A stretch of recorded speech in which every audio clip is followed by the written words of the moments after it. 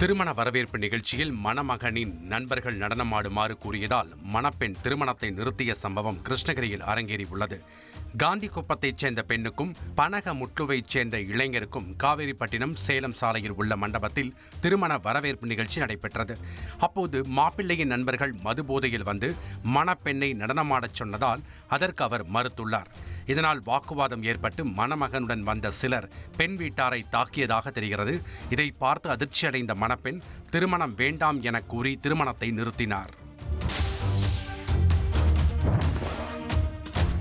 நீலகிரி மாவட்டம் உதகை அருகே மஞ்சூர் பகுதியில் காட்டு யானை தாக்கி ஆந்திர மாநிலத்தைச் சேர்ந்த இளைஞர் உயிரிழந்த சம்பவம் சோகத்தை ஏற்படுத்தியுள்ளது. பென்ஸ்டாக் பகுதியில் உள்ள தனியாருக்கு சொந்தமான பண்ணை வீடு மற்றும் விவசாய நிலத்தில் ஆந்திராவைச் சேர்ந்த சுகந்தராவ் கடந்த 6 ஆண்டுகளாக சமையல் பணியாளராக வேலை செய்து வந்துள்ளார். இந்நிலையில் கடந்த 29ஆம் தேதி இரவு இயற்கை உபாதை கழிப்பதற்காக வெளியே சென்ற சுகந்தராவ் புதரில் மறைந்திருந்த காட்டு யானை தாக்கி பரிதாபமாக உயிரிழந்தார்.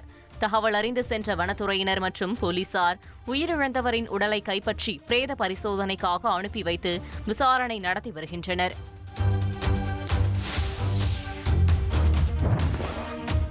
கன்னியாகுமரி மாவட்டத்தில் வார விடுமுறை காரணமாக திருப்பரப்பு அருவியில் பள்ளி மாணவர்கள் குளித்து மகிழ்ந்தனர். அருவியில் மிதமாக தண்ணீர் கொட்டும் நிலையில் காலை முதலே சுற்றுலா பயணிகளின் வருகை அதிகரித்து காணப்படுகிறது.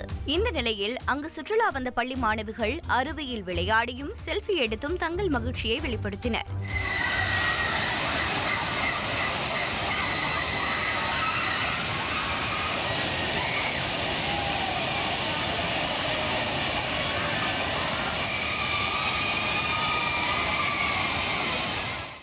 ட்ரெண்டை ஃப்ரெண்ட் ஆக்கிக்கோங்க. தந்தி டிவியின் சப்ஸ்கிரைபர்ஸ் அண்ட் ஃபாலோவர்ஸ் குடும்பத்தில் நீங்களும் இணையுங்க.